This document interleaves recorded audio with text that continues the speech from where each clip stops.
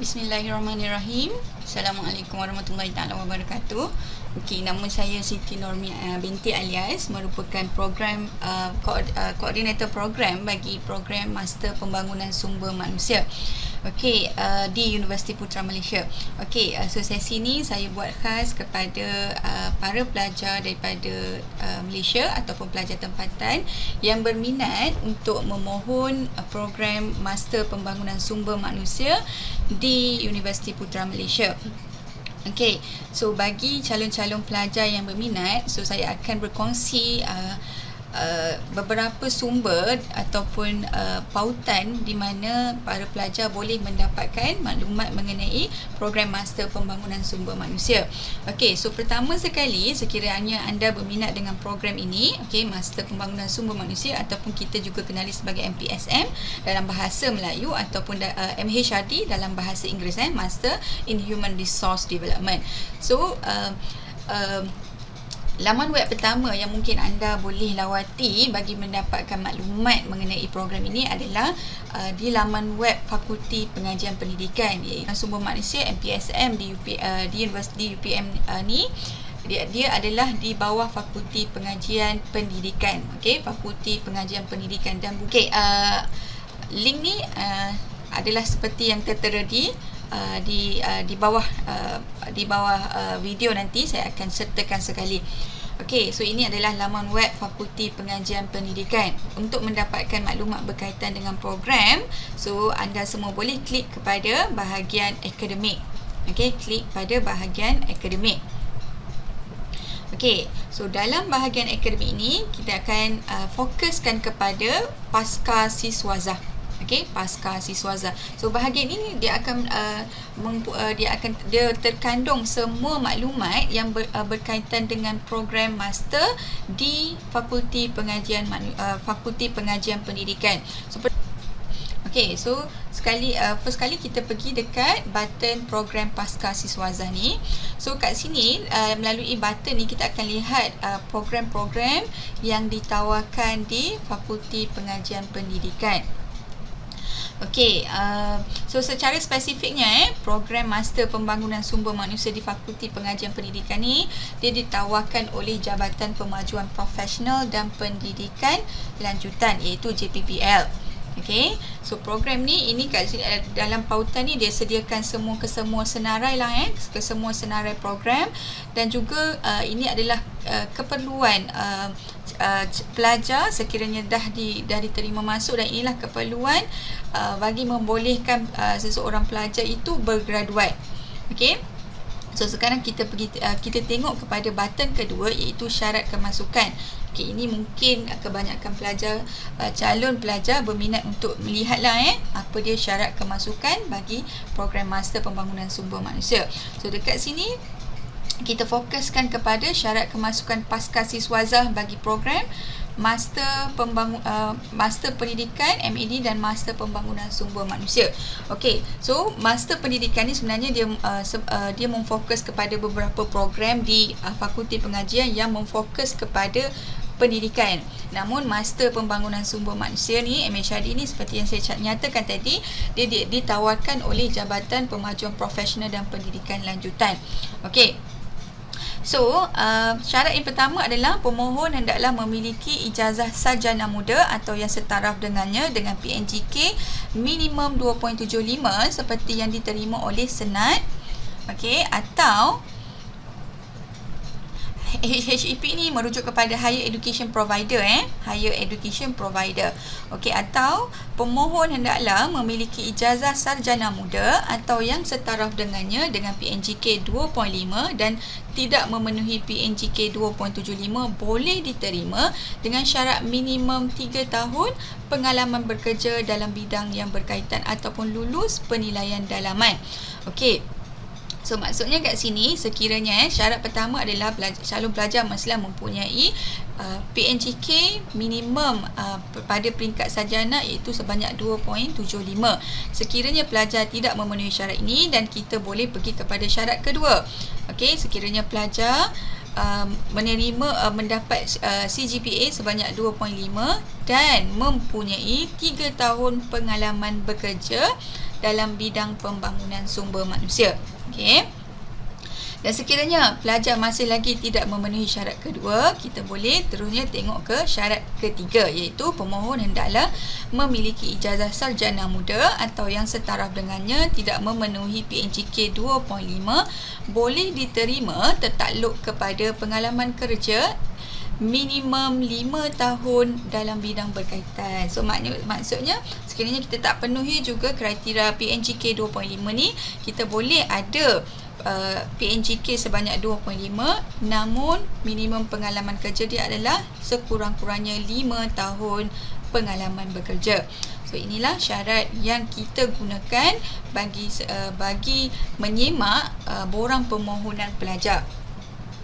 Okey, so dan sekiranya pelajar dah maklum tentang syarat-syarat kemasukan, so kemungkinan pelajar sekarang berminat untuk tahu apakah yuran kemasukan pelajar. Okey, yuran bagi program. So untuk mendapatkan maklumat mengenai program untuk yuran program, so kita pergi ke laman web Sekolah Pengajian Siswazah, okey, School of Graduate Studies UPM. Okey. So nanti saya akan sediakan link dalam video nanti. Okey. So kat sini kita ada program tuition fees for local students dengan for postgraduate students. So kat sini nanti pelajar boleh tengok, dan ini juga kita biasanya akan kemaskini mengikut batch lah untuk batch. So nanti calon pelajar boleh semak yuran bagi program di pautan ini. Okey, so ini untuk perkongsian lah untuk perkongsian bagi pelajar yang mungkin tertanya-tanya adakah program Master Pembangunan Sumber Manusia ini mendapat akreditasi daripada MQA Malaysia. So jawapannya adalah ya. Okey, so kita boleh semak nombor akreditasi program Master Pembangunan Sumber Manusia melalui laman web MQA Malaysia.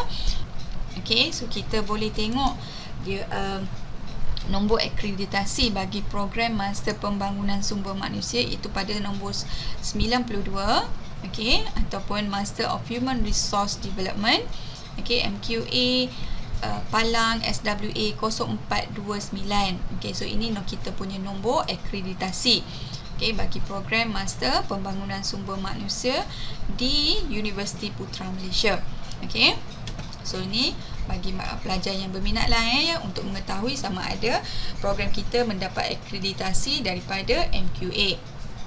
Okey, so seterusnya, okey, setelah pelajar sudah mengetahui maklumat-maklumat ini, sekarang mungkin pelajar berminat untuk mengetahui di mana mereka boleh menghantar borang permohonan. Okey, so untuk makluman okey, di Universiti Putra Malaysia bagi program Master Pembangunan Sumber Manusia kita menerima permohonan pelajar sepanjang tahun. Okey, so permohonan dibuka sepanjang tahun. Namun okey, kita hanya dalam satu tahun kita hanya ada 2 sesi. Okey, iaitu sesi semester pertama yang biasanya akan bermula pada September ataupun Oktober setiap tahun, dan sesi kedua akan bermula pada bulan Februari, pada bulan 2 setiap tahun. Okey, bulan 2 ataupun bulan 3 lah mengikut anjakan daripada universiti. So secara umumnya kemasukan kita adalah sebanyak 2 kali setahun, namun permohonan boleh dibuat pada sepanjang tahun. Okey, so bagi permohonan pula kita hanya pakai borang permohonan secara atas talian. So borang permohonan ini boleh dicapai melalui pautan yang tertera di bawah. Okey, so yang saya highlightkan ni lah. Okey, so inilah borang permohonan dia ya. Okey, so pelajar boleh mengisi, okey,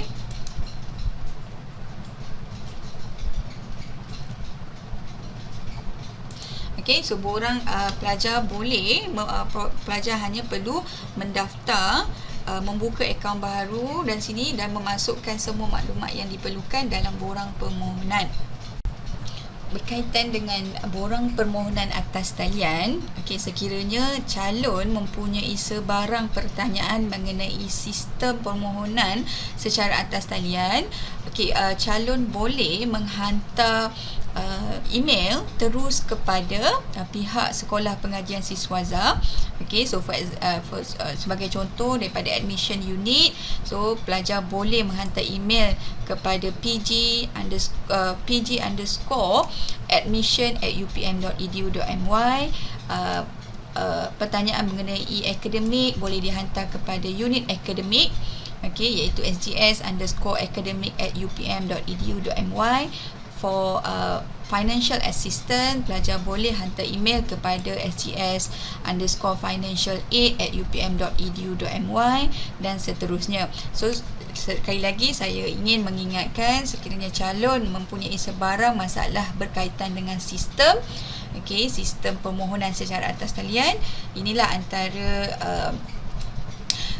maklumat kontak yang pelajar ataupun calon boleh hubungi. Dan seterusnya bagi pelajar dan seterusnya bagi pelajar yang ingin mendapatkan maklumat mengenai jadual ataupun sesi akademik, sesi akademik di UPM. So pelajar juga boleh mengakses maklumat berkenaan melalui laman web Fakulti Pengajian Pendidikan, iaitu kita pergi balik dekat button akademik pasca siswaza tadi dan kita boleh klik kepada bahagian jadual kelas ataupun kalender akademik. So kat sini kita akan update, kita akan kemas kini kalender akademik mengikut semester. So maklumat lain sekiranya tuan dan puan ataupun bakal pelajar mempunyai sebarang pertanyaan mengenai program Master Pembangunan Sumber Manusia, pelajar boleh menghantar ini sebarang pertanyaan kepada penyelaras program. So kat sini dekat button pasca siswaza ni, dia ada satu sub button yang berkaitan dengan senarai penyelaras program bagi kesemua program di Fakulti Pengajian Pendidikan. So kat sini bagi program Master Pembangunan Sumber Manusia, so saya adalah merupakan penyelaras program, penyelaras program bagi program Master Pembangunan Sumber Manusia. So sebarang pertanyaan, so calon pelajar boleh menghantar email kepada saya melalui email sitinormi@upm.edu.my. So sekadar untuk makluman, so dalam fasa COVID ni kebanyakan staff tidak dibenarkan datang ke UPM. So justru saya sangat mencadangkan agar sebarang pertanyaan diajukan melalui email instead of menghubungi saya melalui telefon. So sekian taklimat ringkas maklumat ringkas mengenai program master di Fakulti Pengajian Pendidikan Universiti Putra Malaysia.